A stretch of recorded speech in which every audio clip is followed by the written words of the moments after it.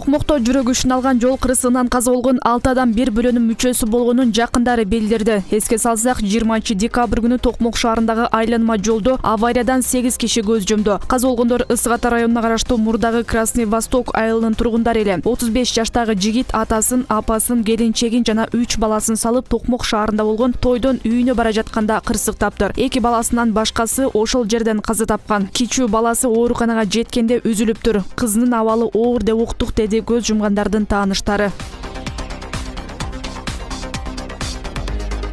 Ош шаардык спорт комитетинин жетекчиси Кылыч Саркарбаев 2 айга камакка алынды. Бул тууралуу Ош шаардык сотунун маалымат кызматы кабарлады. Саркарбаевдин баш коргоо чарасы 18 декабрь күнү аталган сотто тандалган. Судья чыгарган чечимге ылайык ал 16 февралга чейин УКМКнын Ош шаарындагы тергөө абагында болот. Кылыч Саркарбаев паспортун жасалмалаган жана криминалдык иштерге аралашкан деген кине менен колго түшүрүлгөн болчу. УКМКнын маалыматына караганда ал Женго Каймана аты бар уюшкан кылмыштуу топтун лидери Кадыр Досонов менен жакын мамиледе болгон. Ош шаардык мэриясынын маалымат катчысы Азамат Абсатаров Саркарбаев бүгүн 21 декабрда кызматтан алына турганын, учурда буйрук даярдалып жатканын билдирди.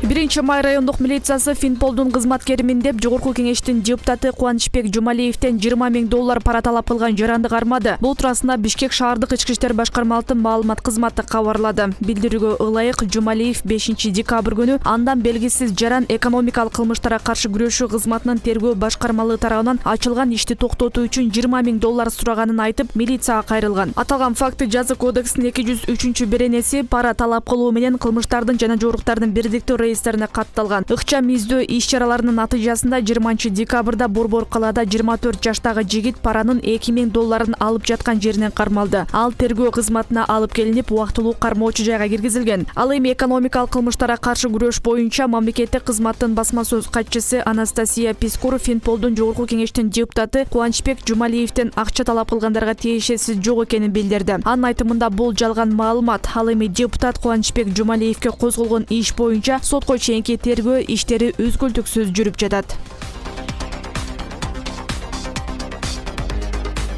Улуттук коопсуздук боюнча мамлекеттик комитеттин төрагасы Камчыбек Ташиев 9 жаштагы окуучу кыздын видео кайрылуусунда айтылган маалыматтарды текшерүүнү тапшырды. Басма сөз кызматынын маалыматы боюнча кыздын кайрылуусун Ташиев өз көзөмөлүнө алды. Төрага ошондой эле кыздын үй бүлөсүндөгү материалдык абалды да текшерүүнү тапшырган. Кошумчалай кетсек, Кемин районунун 9 жаштагы тургуну окуучу кыз УКМКнын төрагасына видео аркылуу кайрылып, апасы мектепте иштей турганын, пандемия учурунда үйүндө ун калбай калганын, апасы мектеп жетекчилигинен акча сураса, аны шылдыңдап нес кылганын айткан. Ош шаарынын 1 вице-мэри Сайыпчан Турдыев өз арызынын негизинде кызматынан бошотулду. Бул тууралуу буйрукка мэр Талайбек Сарыбашев бүгүн 21 декабрда кол койду. Тиешелүү маалыматты Ош шаар мэриясынын басма сөз кызматы таратты. Ага ылайык Сайыпчан Турдыевдин ордуна азырынча эч ким дайындала элек. Кесиби боюнча юрист, ишкер Сайыпчан Турдыев бул кызматка 2018 жылы май айында дайындалган болчу. Мамлекеттик бажы кызматынын жетекчисинин мурдагы орун басары Райымбек Матраимов 18 декабрга карата мамлекетке жалпысынан 1 миллиард 223 миллион 512 миң сом төктү. Бул тууралуу Финансы министрликтин басма сөз кызматы кабарлады. Мекеменин маалыматына караганда, Финансы министрлигинин атайын эсебине башка адамдардан да түшкөн акчаны кошкондо жалпысынан 1 миллиард 345 миллион сомдун тегерегинде топтолду. Эске сала кетсек, улуттук коопсуздук боюнча мамлекеттик комитет Матраимов кармалганын 20 октябрда кабарлады. Ал өзү жана бажыдагы башка кызмат адамдары 2016 жылдын башында бажы системасында коррупциялык схема түзүшкөнүн, мамлекетке өзгөчө чоң өлчөмдө зыян келтирген бул схема азыркыга чейин иштеп турганын билдирген.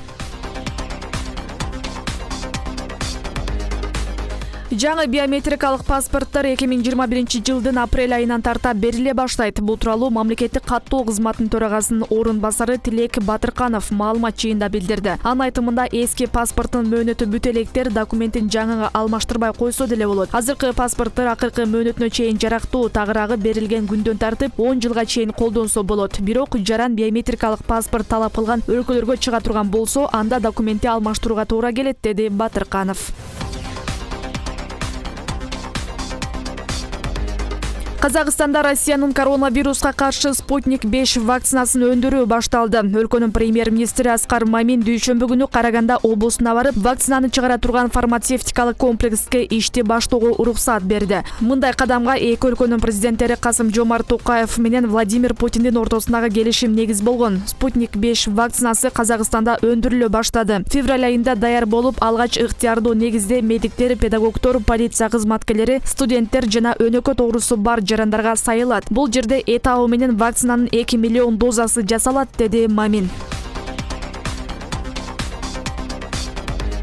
Улуу Британияда коронавирустун жаңы тиби боюнча кырдаал көзөмөлдөн чыкканын саламаттык сактоо министри Мэтт Хэнкок билдирди. 14 декабрда Хэнкок өлкөдө коронавирустун жаңы штаммы пайда болгонун айтып, ал азыркыдан дагы тез тарай турганын билдирген. Кийинчерээк адистер дагы вирустун жаңы тиби адамдан адамга тез жуга турганын эске салган. Анткени менен илдеттин коркунучу азыркыга караганда жогору экенин тастыктаган далилдер жок. Ошондой эле мутацияланган вирус вакцинага кандай таасир этери дагы аныктала элек. Бүгүн 21 декабрда Хэнкок Британия өздөрүн вирус жуктуруп алгандай эле алып жүрүшү керектигин айтты. Бардыгыбыз Рождествону күтүп жатабыз, бирок COVID-19 жаңы түрү өтө тездик менен тарап жатат. Буга байланыштуу өкмөт чечкиндүү кадамдарга барууга аргасыз, деди Хэнкок. Анын божомолунда илдеттин жайылып кетишин алдын алууга багытталган каттуу чаралар вакцина келмейин сакталат.